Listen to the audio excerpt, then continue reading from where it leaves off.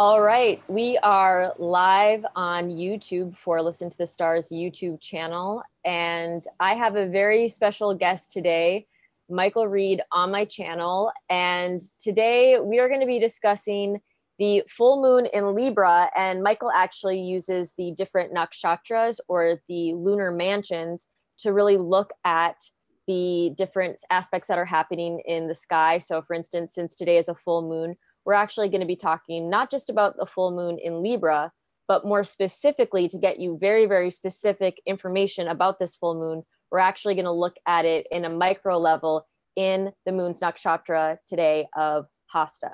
So we're going to do that in a second. I also just wanted to mention that I'm really glad that you guys have liked the videos that I've been doing on my channel recently, especially the Atmakarika Closet series. So I have a couple of astrologers that are going to be coming onto my channel very soon to show you guys Venus and Moon's closet. So that's going to be super, super interesting.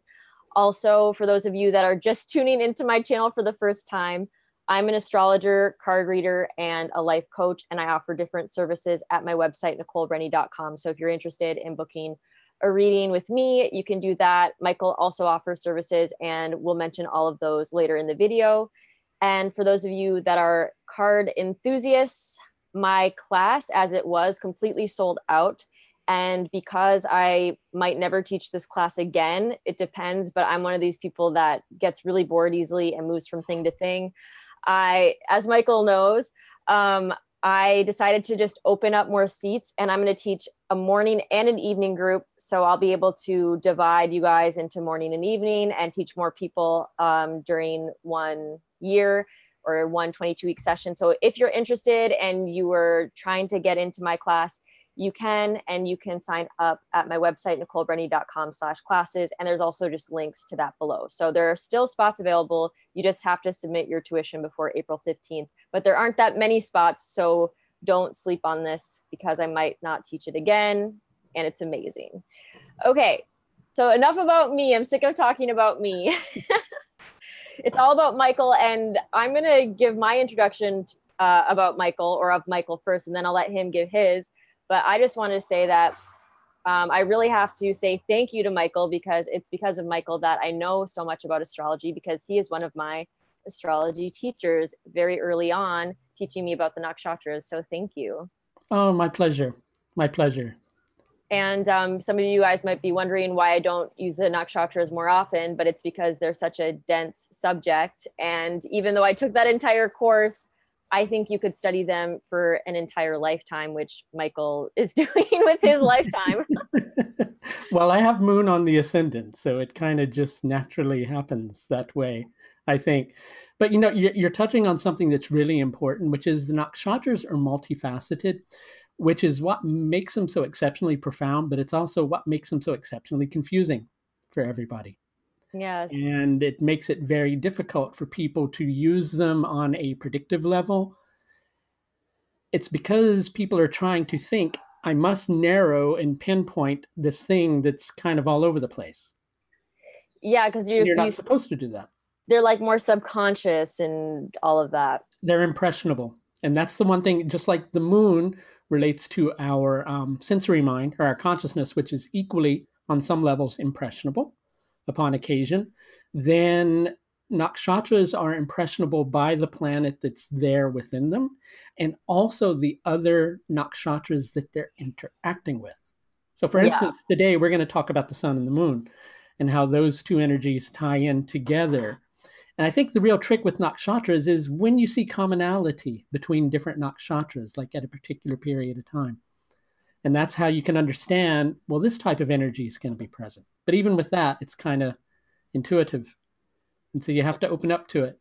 Yes. I mean, honestly, I've been so blown away because I studied the nakshatras with you, and now I'm studying the cards of truth. And I'm not necessarily relating the cards, like the 52 cards themselves, to the nakshatras. I think people are doing some of that work that I've heard of, but I've been seeing some of the wisdom that I've been learning from the cards of truth showing up again, like the same sorts of things in the nakshatras. So I've been going back and studying them more in depth in this different way. And I just think that there's like, I think the nakshatras are honestly way, way, way more important than most people realize. And I do believe that they were kind of like the first astrological system. Even though we don't really have proof of that, I really think that they probably were the first concrete astrological system that people use to align themselves with nature, to like do the rituals, Definitely. that kind of thing. Well, if you consider that early astrology was probably done by watching the moon's movement against the stars, then you have a pretty good case for the fact that that probably is the case. Yeah. Okay, and before we go too far, to give a more proper introduction of Michael, he's been doing astrology for a very, very long time. Before that, he was doing tarot. You've taught meditation, correct? And Taught yoga, yes. taught yoga. So it's Yes. like this is a man with a lot of experience. And also, I know him personally, and I feel like he's one of the hardest working astrologers out there, actually taking so many clients day in and day out. So he really has this experience of working with thousands and thousands and thousands of charts. So if you are looking for another astrologer aside from me to go to, I highly recommend Michael. That's my Thank you. Yeah, you're really different in that way. Like you're taking so many people and seeing so many charts, and also you have a really unique insight on the nakshatras, which is why I'm so excited to hear about Hasta. But first, pop quiz, what does my shirt have to do with our subject today? Because I just realized I didn't plan this, but it's related. So if anyone can tell me how my shirt relates to our topic today, you will win a shout out. Right? And Okay. I was just telling Nicole before that I didn't plan this either, but we've got the full moon in Libra, and I'm wearing like autumn colors, and in the background we've got yellow and purple tulips, which are spring, which is where the sun is, and so we have this juxtaposition of two energies, which is very fitting for the situation. Very fitting. So tell us first about Hasta Nakshatra. I'm not going to be able to say as much about it as you are, so take it away. Well, here's the key. With each nakshatra, there are a few really key components that I really like to bring to light. One is the manner in which that nakshatra acts. The other is the kingdom from which that nakshatra comes. And in addition to that, there's also like specific, aside from the deity that's connected to the nakshatra itself, each nakshatra is either Brahma, meaning creative, or Vishnu, meaning preservative, or Shiva, meaning destructive. And that's just a loose terminology. I'd probably have to explain it more, and we'll do so as we go along. But with Hasta Nakshatra, it's a Lagu and a Kshipra Nakshatra, which means light and swift. So with Hasta Nakshatra, Hasta wants to do things quickly, and it wants things to be easy, right? That's what we'd all like, so somewhere in each of our lives, presently, I imagine people are dealing with a scenario where there's something that they had wanted to happen quickly and easily, but it's probably not happening as quickly and easily as people might like for it to happen. Because there's another quality to Hasta Nakshatra, which, due to the position that it's in within the nakshatras, it's in what are called the tamasic founded nakshatras. I'll explain that. Tamasic energy is very dense energy. It's very heavy energy. Okay. Rajasic energy is very desire-oriented or motion-oriented.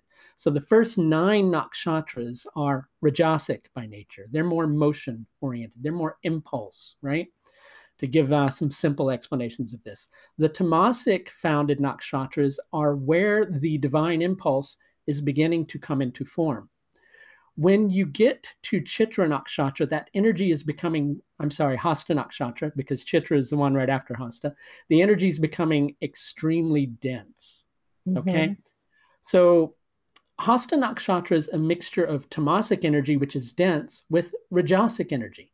So there's resistance, but there's also this desire to overcome the resistance. In addition to that, in order to overcome the resistance that's usually indicated by Hasta Nakshatra, there's a need for the individual to be firm and solid themselves, right? Whilst letting the resistance just move over them so that they go through the difficult time, come out the other side, and are able to take action. But as the moon is full today, the moon is slightly compromised due to the position that it's in Libra, having just entered Libra, due to the fact that it's in an inimical sign, which creates a level of, lack of a better way to put it, frustration, so to speak. And that frustration, because of the moon being in the early degrees of Libra, is handled in not the most mature manners, right? It's that energy of, I want something and I want it now. Now, Hasta Nakshatra is also a Dhatu Nakshatra. Dhatu Nakshatras are related to the mineral kingdom. So with all the Dhatu related Nakshatras, there are two different polarities that these operate in. When they're in a positive polarity, the focus is on, right, I'm going to be solid. I'm going to be steadfast. I'm going to take these actions to support those things that I really believe in. When Hasta Nakshatra is functioning in more of a difficult polarity, then that energy is much more of, why is the universe not supporting me? Why is this not working out the way that I want it to? Right? Yeah.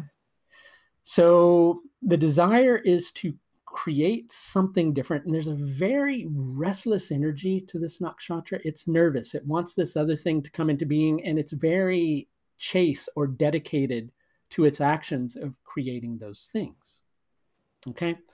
So it's directly opposite the sun. All right. So let's understand this a little bit first. With Hasta Nakshatra, Hasta is what's called a Brahman Nakshatra. So the Brahman caste, in relation to planets, nakshatras, anything of that sort, they're very chaste or very devoted to things, right? Whereas the sun, which is directly opposite the moon, because we're dealing with the full moon, is a Kshatriya planet. And it's also in a Kshatriya nakshatra, which is Uttara Bhadrapada nakshatra. Okay. So there's this energy of going, right, I'm dedicated to this happening and it's not working out. And my dignity is being impacted because things aren't going quite as I had planned for them to. And I'm really wanting to either adapt to the situation to create what I want out of things or what I'm desiring from it. Or I'm doing this because I really want to nourish something that I really strongly believe in, or nourish someone that I really strongly believe in. But my actions are coming up against resistance, and I'm taking that resistance personally. Now, here's something that's really interesting to me, right? Which is the moon is in the sign that the sun is debilitated in right now. Okay.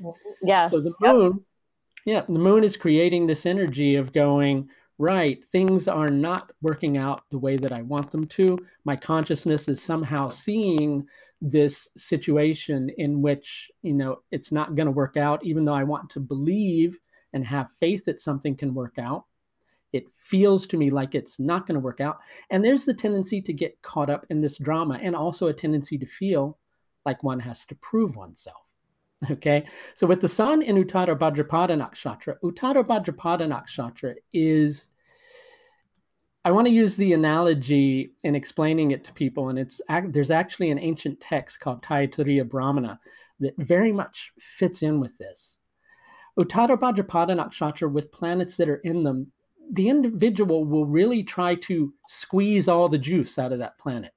Mm-hmm. Okay, so the sun is a steadfast planet. It's like this champion that goes, I'm the king and I have to step in and I have to do this. Luckily, the sun is exalted in the early degrees of its exaltation sign at the time of this full moon. So it gives the sun a lot of steadfast energy, a lot of the capacity to be firm, and a lot of passion to really feel like, right, regardless of this inertia that I'm facing, regardless of this difficulty that I'm having, instead, I'm just going to be passionate and going towards this, right? I'm going to recognize that, sure, on one level, everything I'm dealing with, even the resistance, is just as it needs to be. Even the challenges that I'm having to manifest something, they're just as I need for them to be. But at the same time, because I'm human, even though I'm the sun, I'm human. even though I can accept that, I'm not like 100% certain that it doesn't matter. Because it does matter to me and my pride's at stake. You see, the sun flip-flops between being pure in its essence and being very egotistical in its actions, right? Yes. So it can take it personally. It can take these actions personally. Mixed into the equation with all of this is a retrograde Mercury that's kind of throwing a bit of a wobbly into the situation. Yes. To say that Mercury retrograde is always wobbly.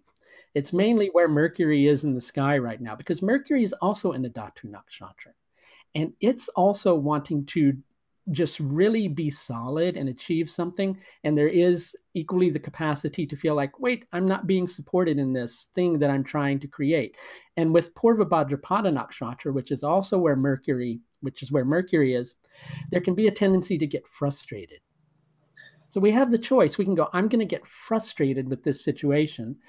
And Purva Bhadrapada nakshatra is also an intense and violent nakshatra. Now, violent doesn't mean you're going to go beat somebody up because it's not going your way. It just means that you have this intense desire to make it happen. So when the frustration hits, it can really, kind of affect you, right? So the way to make this work to your advantage, because Purva Bhadrapada nakshatra is also a nakshatra that's about uplifting. It's also about inspiration. It's also about taking a bigger look at the greater picture and trying to understand that and trying to rise above the situation that you're dealing with rather than getting pulled down into the situation. Libra is the 7th sign of the zodiac, obviously, right? Aries being the first. Libra is equally another place on the astrological journey where the soul is in its densest form. So it's very easy to get caught up in things, to get caught up in externals, which isn't saying that all Librans are caught up in externals. It's just a method of expressing the concept. So it's very easy to get caught up in the difficulty. With Hasta Nakshatra, going back to the moon, Hasta Nakshatra is symbolized by the hand. So there's a tendency with Hasta Nakshatra, to think that we can do everything. It's me who's going to do this. I'm going to manifest this. I'm going to conjure this. I'm going to create this, right? But we're not perfect until we align with that sense of perfection that's in us. And so the choice with this particular full moon is to go, right, I can either get caught up in the frustration, get caught up in my desire to control something, which is really on a certain level, perhaps a little bit beyond my capacity to control, or I'm going to focus on what inspires me most. And I really love that you worded it that way, because I think when we really access the full power of the sun, we are able to let go of our need to control. Exactly. And the other side of control, and another amazing aspect of the sun for anyone that has your Makaraka or your soul planet as the sun, that would be the planet in the highest number of degrees in your birth chart, sun through Saturn. These people can be highly inspirational, really, really inspirational figures, really inspirational leaders. And so when we do give up control, we can find more of that ability within ourselves to feel inspired and be inspiring, which I think is an amazing aspect of having this sun so strong right now. The sun is the Atman, or the soul of everything, right? So we have a choice with that soul, right? We can either focus more intensively on the Pada Atman within us, or the divine within us, or the potential that we have, or we can focus on the individuality. Those two don't necessarily need to be separate, but in our mind, we get caught in the duality game of thinking that those two things have to be separate. Yes. And the other thing I was thinking of while you were speaking, because as I said in my Facebook post, anytime I talk to Michael, my brain just starts to make all these connections. It's this, we actually have like a very specific conjunction in our birth charts, which I think is a portion of that where like I'm activated. But my friend Angus, who is an amazing filmmaker, once we were walking outside at night and he looks up at the moon and he said, "Moonlight is my favorite sunlight." And like that hit me on the deepest level. And that was like 8 years ago or something. I'll never forget when he said that. And like, I think I like started crying, like, wow, that's amazing poetry. But in terms of the full moon, when we're really thinking of the full moon and we're thinking about like the sun being in this exalted, kingly state, and then the moon just opposite, the moon being this mirror, right? Well, right now the sun can see itself fully through relationship, through others. So I think Definitely. one of the keys to this full moon, from my perspective and my research and my study, is, I think the people in your life, the people that you're interacting with in this energy of the full moon can really show you reflections of who you truly are, or your ego projections, or, the beautiful things about yourself too. But really pay attention to your relationships and what other people or other, connections you're having with the world are teaching you about yourself. Because I think that that's really going to come into light right now when, the sun is so strong, being able to see itself fully in the mirror of the moon. And that's just my thought and perspective on it. Definitely. I completely agree. It is and a lot of what you're saying really vibrates well with where the sun is too. Because something about Uttara Bhadrapada Nakshatra, it's not really, I would say, something that's listed in any of the books, but I find with nakshatras, the best way to get people to understand the energy of them is to give them an image, or to give them like a concept so they have an experience of it. So imagine a pool of water, right? And in that pool of water, you see a reflection of yourself. And this pool of water is, for lack of a better way to put it, it's somewhat of a dark pool of water. Okay? So it points out where we're ignorant, for lack of a better way to put it, because we're all ignorant on a certain level, right? Yeah. I'll put my hand up first. There we go. Me too. Why are you guys listening to us? Right.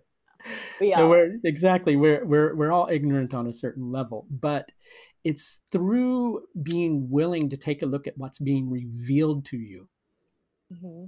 that you really very deeply grow and you really very deeply evolve. And Uttara Bhadrapada Nakshatra is the next to the last of the nakshatras.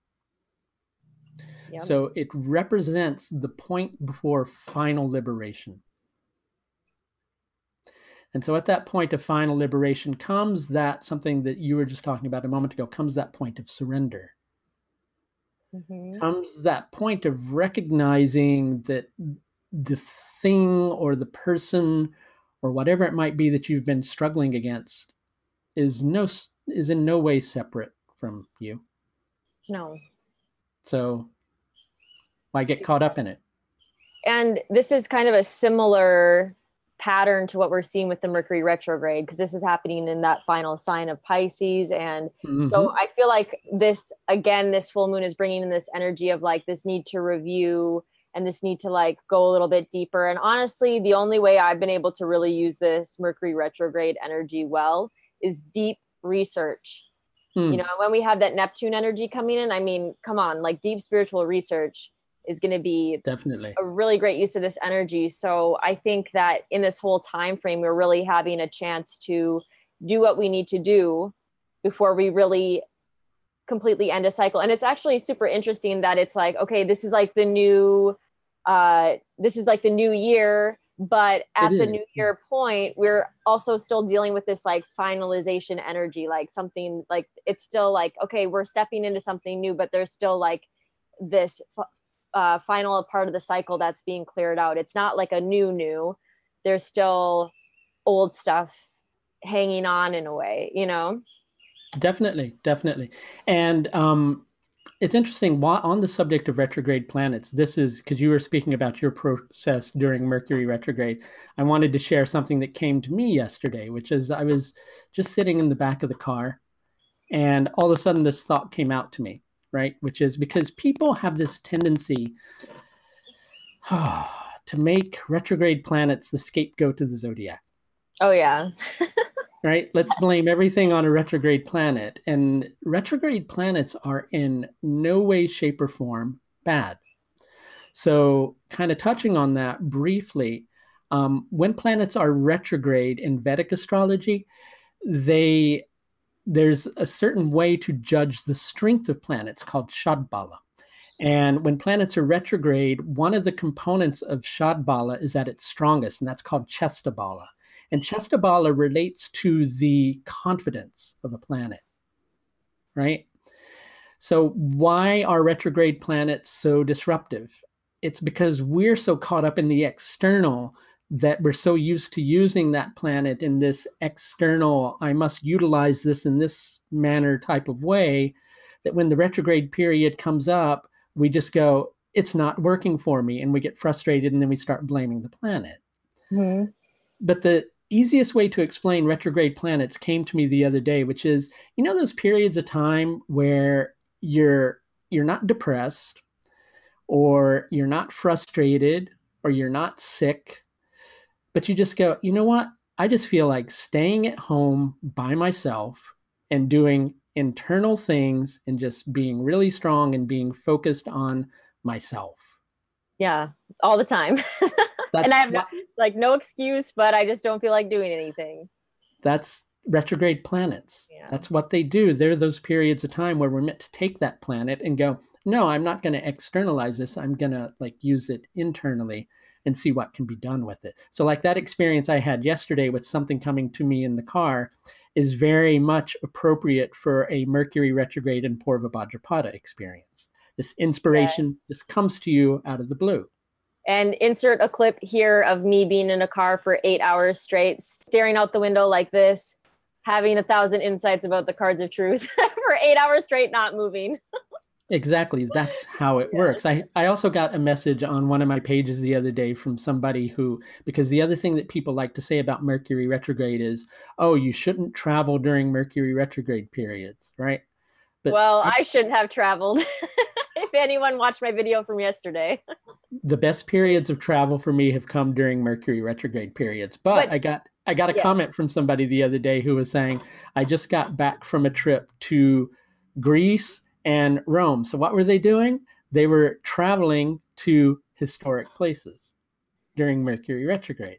Interesting. And Right? also, it really does, like right now, it's a particularly difficult Mercury retrograde, but it also really does depend on your chart. So, for It instance, does. Mercury is really nice in my chart, and it's also the final dispositor of my chart. So, like, it's been a very powerful period for me, even though everyone in my life is impacted, and that impacts me just indirectly. But otherwise, like, I'm not personally feeling those effects. Like, I'm pretty Yeah. much I'm still, I went on that trip with my boyfriend and his family. All of them were very, very sick. And I was sitting there, like, riding a bike down a beautifully sunny road, like Right. eating ice cream, So it's like, it really depends on your chart. But It does. I wanted to mention something on the subject of Hasta Nakshatra, which I was Yes, thinking about the definitely. other day. Today is a Three of Diamonds day in the Cards of Truth, which relates to, inner strength. It also relates to this process of like developing our skills. It's really about development. And Mm-hmm. one of the things I was thinking of is how the hands are so important. They are related to the third sign of the zodiac, Gemini. Mm-hmm. And also Mercury, because Mercury rules Yeah. Gemini. But really, like, we could not further ourselves as a species without our hands. Like, our hands do everything. They pull apart fruit, they pick fruit, they can kill animals for the carnivores. They allow us to survive, they allow us to thrive. And so I was really thinking about, in the context of, us getting through this period, and also with this Three of Diamonds, how the hands and the skills that you have, and developing those skills, and taking this time, this Mercury retrograde, to really kind of review and rethink and get strong in the things that maybe you aren't as strong in. Nothing new, but just the old things, to kind Mm-hmm. of help you to move forward, is going to be super, super helpful. But I really think this hand symbolism is relating so strongly to this Three of Diamonds, which is developing your skills, like to continue to develop the skills that you Mm-hmm. already have during Mm-hmm. this time. Along those lines too, what I often like telling people with Hasta Nakshatra in relation to the hands is there are three primary things that the hands do, which are very appropriate for Hasta Nakshatra. So hands can hold on to things, right? Yes. So that can be positive or negative dependent, right? So when we're holding on to things we shouldn't hold on to, we're trying to control something, right? So another thing that hands can do is ward off things. Mm-hmm. Okay? Like you can put your hand in front of your face and keep things at bay. That's another function of Hasta Nakshatra, is getting through the difficulty, just waiting things through and holding your space, right? And Mm-hmm. then the third function of Hasta Nakshatra is hands have the fingers, which are doing things, utilizing things, staying busy, and creating things. And it's Exploring. yeah, usually a combination of all of those. Yeah, that we're going through. I wanted to mention too, as well, this full moon is strongly interacting with both, obviously, the sun, because it's directly opposite, but also Saturn. Okay. And this is something that's really important to Yes. understand because all the planets that are involved in this have a parent child relationship. Okay. So I'll explain that. Saturn and the sun, Saturn's the child of the sun. Mm-hmm. Interestingly enough, the sun kind of got duped into believing that this certain handmaiden was his wife when it was really his wife's handmaiden, who she substituted, whose name was Shadow. Yeah. So Saturn's born of the sun and Shadow, right? Mm-hmm. But both of them have this responsibility for getting rid of things in our life that don't work. The sun's very purifying. The sun's the king. So the sun has to go, right, this doesn't fit in my kingdom, so I have to get rid of it. Saturn's the servant. Saturn goes and does the job, works day and night to get rid of it. So with this particular full moon, there's an energy of that. There's an energy of going, there is something that I want in my life. There are equally things that I don't want in my life. And I'm going to be very diligent in creating this because both Saturn and the sun are in fixed nakshatras, right? The moon and Mercury also have a connection because Mercury is the child of the moon Mm-hmm. from Jupiter's wife, who the moon eloped with, right? These planets are always up to no good, I tell you. It's true. So the moon and Mercury, their job is to move things, right? Both of these factors tie in very prominently in medical astrology, where these relationships become very dependent upon each other, right? Mm-hmm. So there's something that one is trying to move, and there's this resistance that one is facing. And we need to be, equally very productive in being firm, especially when our desire is based on something that's very righteous, with the case of this particular full moon, each person's likely feeling like it is a very righteous cause that they're caught up in. Mm-hmm. So we need to be firm with that. But there's a very big difference between being firm and being pushy, or pushing so hard that you go completely out of bounds and miss the point of the very thing that you're trying to establish anyway. And so the key to make it not go in that direction is to go, when things aren't working, don't focus on the problem, focus on things that inspire you to help you to move through the difficulty of the resistance that you're facing. Yes, that makes a lot of sense. And it reminds me of the Instagram post that I made earlier. So if you guys want more advice about like how to use your willpower right now, you can go to @listentothestars_. And I wrote like a little paragraph about that energy, which is relating to the 3 of diamonds, which is the card of this whole day, this whole thing, this whole map that we're looking at. So yes, all of that makes sense. And I do think like that Saturn aspect with this hard work kind of feeling, I can definitely feel that.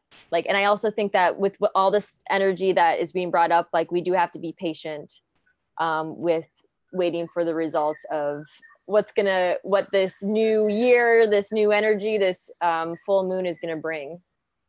And it's very prominent to understand that when the full moon in Libra happens each year, the moon is kind of going into the sign where it's going, things are I'm trying to balance things here. I'm trying to work things out. I'm trying to find the best value in my interactions. I'm trying to have the best things in my life that I want to have.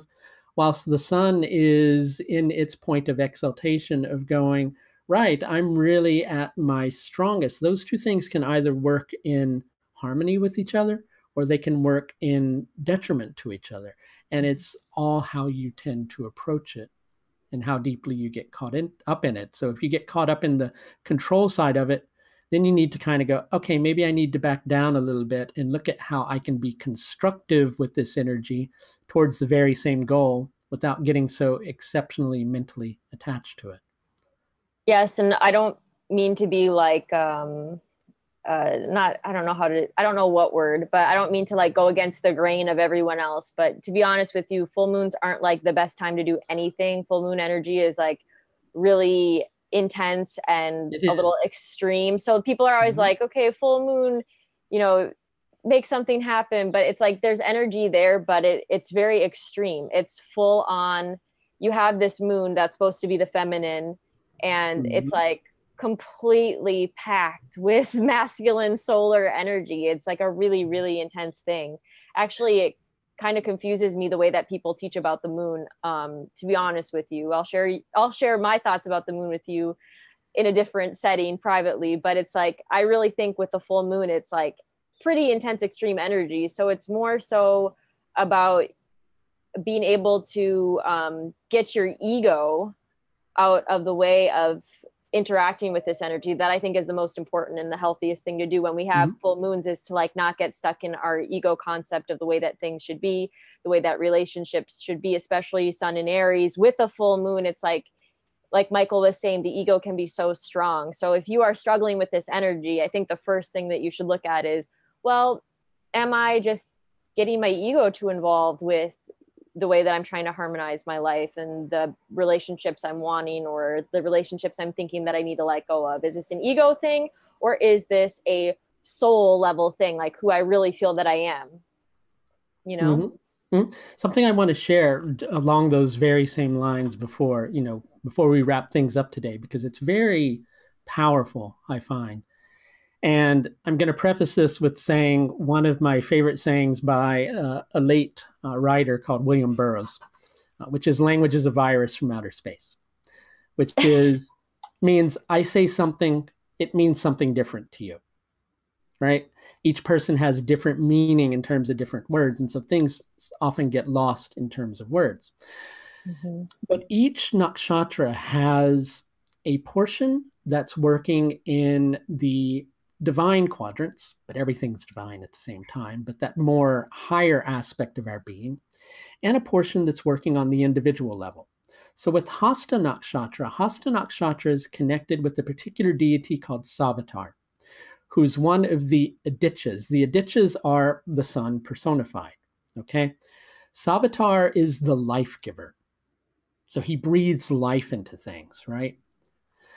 So he's very important, especially in regards to this particular energy, because the moon's receiving the full light of the sun, right? So one's wanting to vivify something or bring life to it. And I keep doing my hands. This is a very Hasta thing to do, right? Yes. Exactly. So the hand, here's the text about Hasta Nakshatra. The hand, which the hand gives, the hand does, the hand can also control. The hand can also ward things off. But the hand of the Aditya Deva Savitar, or the hand of the part of God that wants to breathe life into things, is the delivery from above. Okay, it delivers us. And below is the acquisition. So when we're trying to control things, we're getting in the way, because the divine aspect of our being is quite often trying to give us something. Yes, yes. But we don't want to pay attention. We go, well, no, I want it this way. I want to acquire this. I must have this, right? And nobody's supporting me in me having this. Maybe you're being supported in ways that you can't even really imagine, but you just can't really take a look at it and see that that's the case. Yes, you need to have your hands open in order to receive what the universe is giving you. And if you want a psychomagic act, to, if you guys don't know what psychomagic is, maybe I'll make a video on it. But if you want a psychomagic act to really bring this full moon energy into your life in a powerful way, shake hands with someone today. Mm-hmm. So you have the Libra, you have the Hasta Nakshatra, and you have that exchange of energy. So shake hands with someone. Definitely. Okay, that was brilliant. And I was just thinking about how, like, I never imagined ever in my entire life that I would be a surfer. And when I started surfing, I never imagined that I would love it so much. And I'm not like an amazing surfer, but it's something that I just can't imagine having not experienced in my life.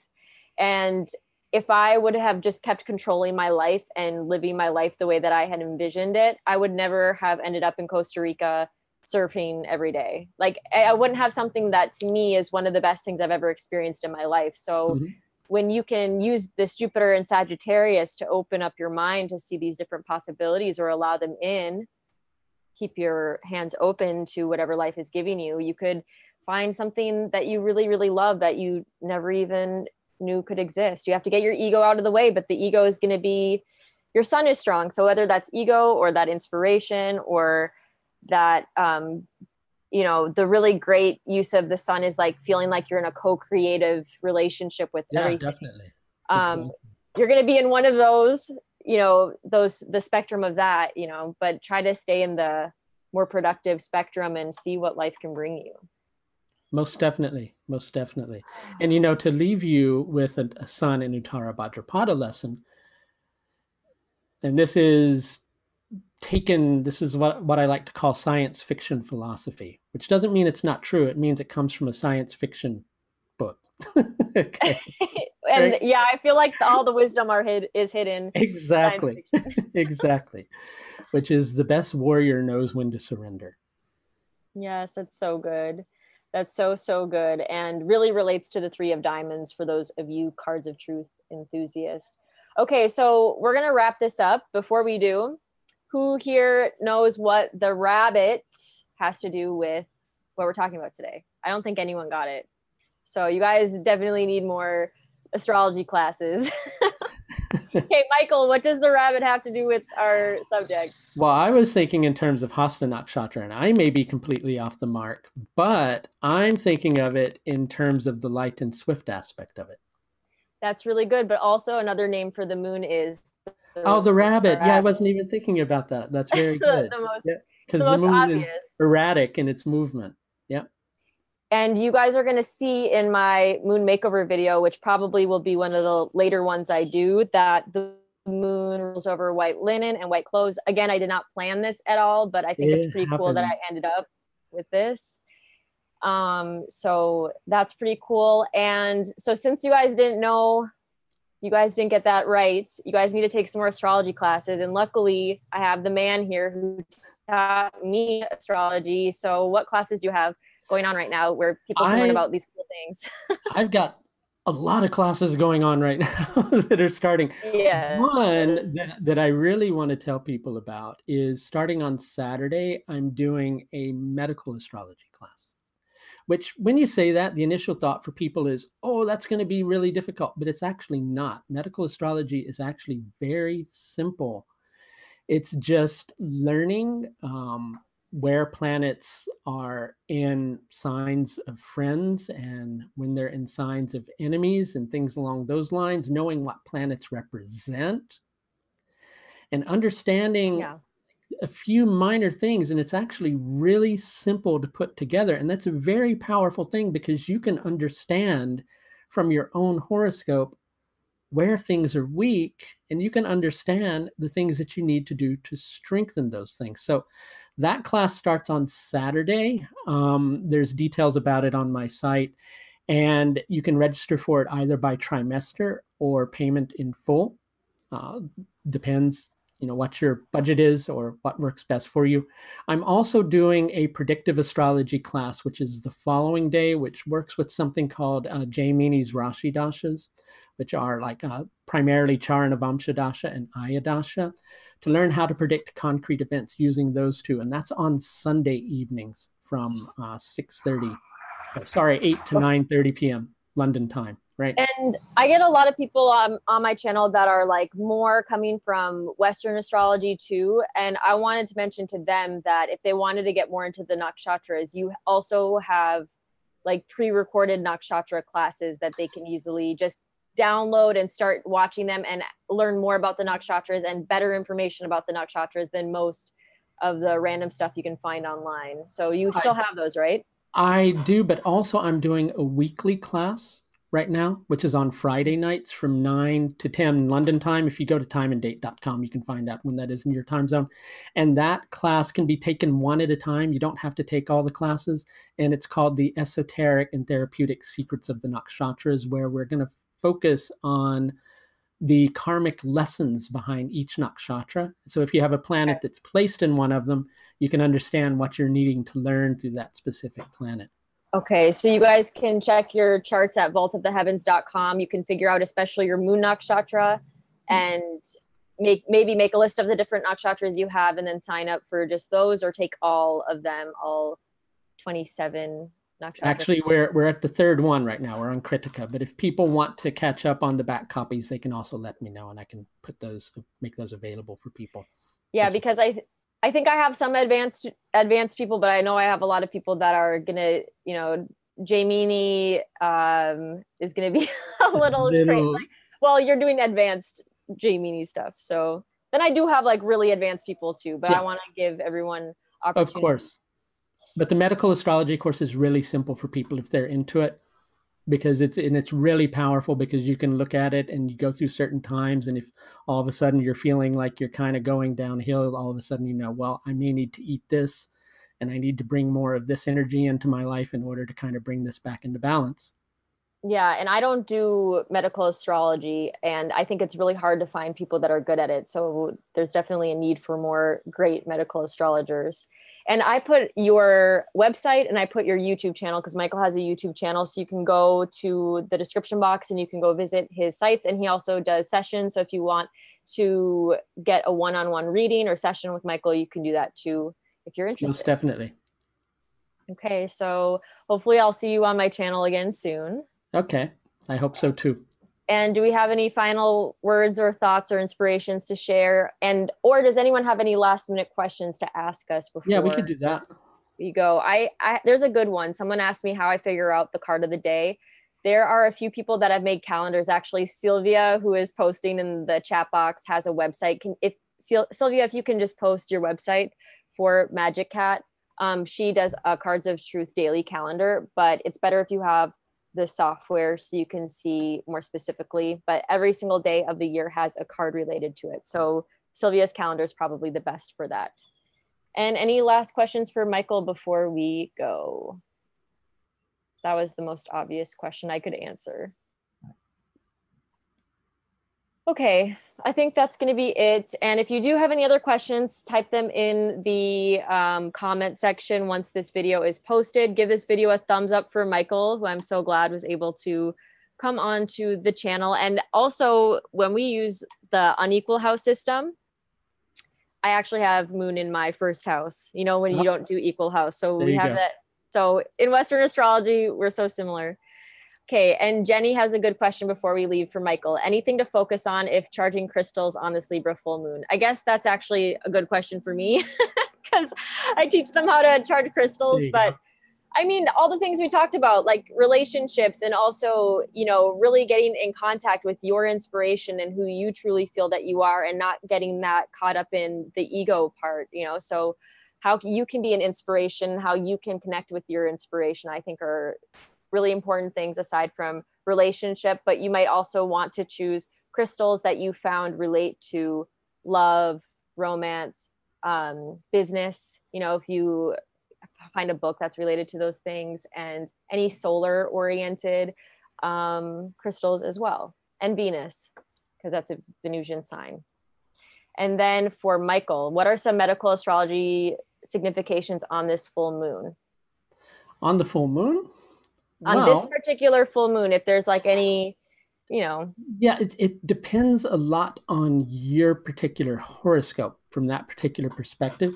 But I would say, you know, just speaking symbolically, be cautious with the hands and be cautious with the feet. It's not warning you that something's going to happen with those, but it's like, watch what your hands are doing. Okay. But in Yes. terms of So deeper don't put them medical in front of astrology, a dog.